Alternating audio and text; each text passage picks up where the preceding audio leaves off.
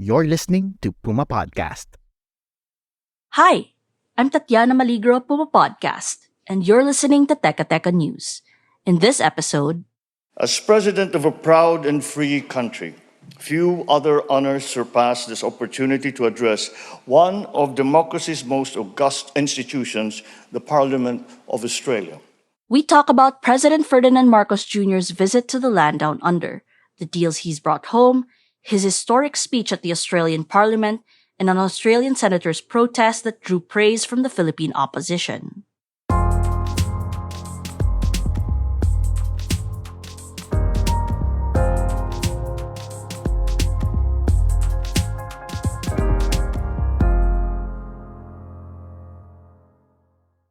Marcos made history on February 28th by becoming the first Filipino president to address the Australian Parliament in Canberra. In his speech, Marcos acknowledged the long-standing alliance between the two countries. This 78-year-old friendship has become more significant over the years, as the Indo-Pacific region faces rising geopolitical challenges. This includes tensions in the South China Sea, fears of China invading Taiwan, and North Korea's continuous threats to its neighbor South Korea. As in 1942, the Philippines now finds itself on the front line against actions that undermine regional peace, erode regional stability, and threaten regional success. Then as now, the security and continued prosperity of the region of countries like Australia relies upon that effort. Just as we fought to build our rules-based international order, so are we now fighting to protect it. The protection of the South China Sea as a vital, critical global artery is crucial to the preservation of regional peace and, I dare say, of global peace. We have an abiding interest in keeping our seas free and open and in ensuring unimpeded passage and freedom of navigation. Marcos also highlighted the success of the exercise Alon and the maritime cooperative activity last year under the Status of Visiting Forces Agreement with Australia.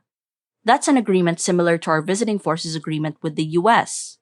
To expand defense ties between the two countries, Marcos and Australian Prime Minister Anthony Albanese signed 3 deals on maritime cooperation, cybersecurity, and trade. When he returned to the land down under days later, Marcos told the Lowy Institute that Australia could play a crucial role in resolving tensions in the South China Sea.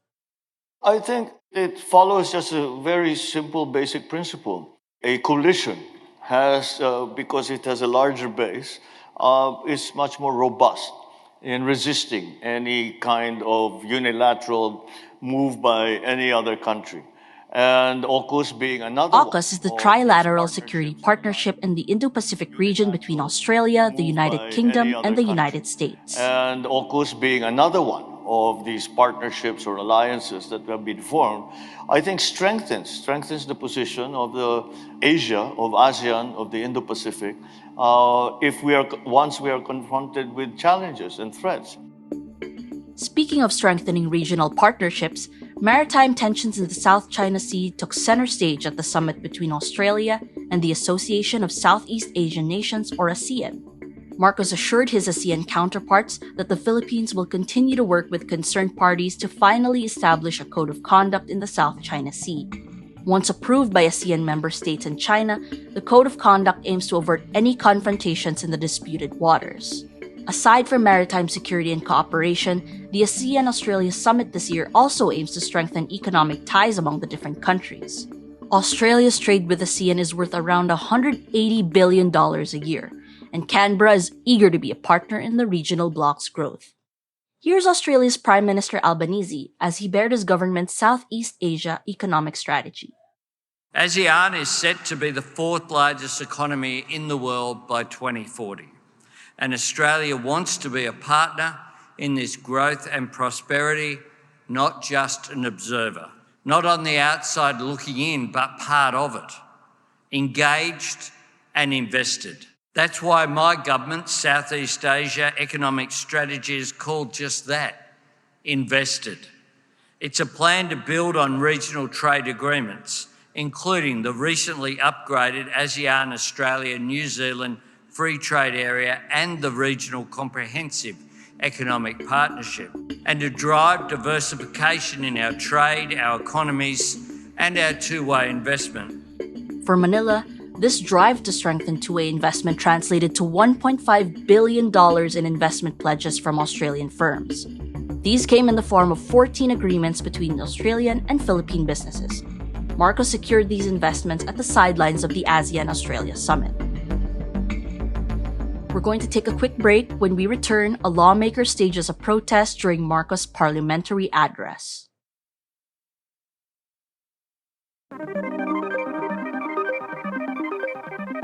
While President Marcos made strides in maritime cooperation and trade during his Australia visit, it wasn't all sunshine and rainbows. For starters, his speech at the Australian Parliament was met with a protest from Australian Senator Janet Rice. Rice was booted out of the venue for holding a placard saying, "Stop the human rights abuses," while Marcos delivered his speech. Her colleagues at the Senate also censured her for abusing parliamentary rights.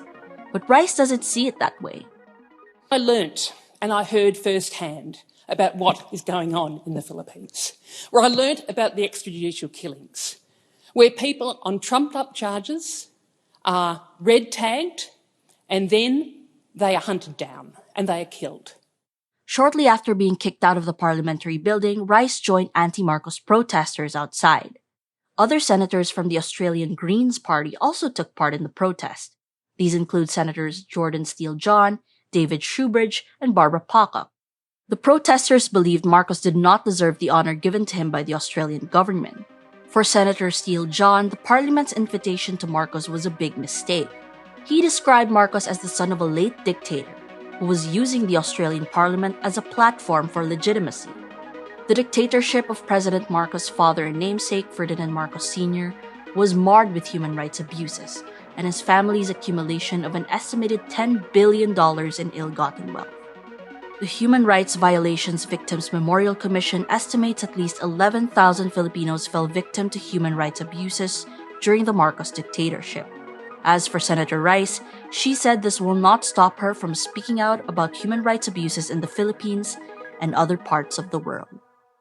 I am proud in this Parliament over the 10 years I've been here to be speaking up for the human rights of people across the world, whether it's the Philippines, whether it's Tibet, whether it's West Papua, whether it's Palestine, and here in Australia. And I will continue to do so. And I will take every opportunity open to me in this place to be speaking up for human rights, speaking up for people who deserve to have the right to live a peaceful life, to be able to have their rights respected. And that was today's episode of Teka Teka News. Again, I'm Tatiana Maligro. This episode was edited by Pedoy Blanco. Our Teka Teka News executive producer is Jill Caro, and our senior editor is Veronica Uy. If you liked this episode, share it with a friend or two. And of course, don't forget to follow Teka Teka News and Puma Podcast on your favorite podcast app or on YouTube. Thanks for listening.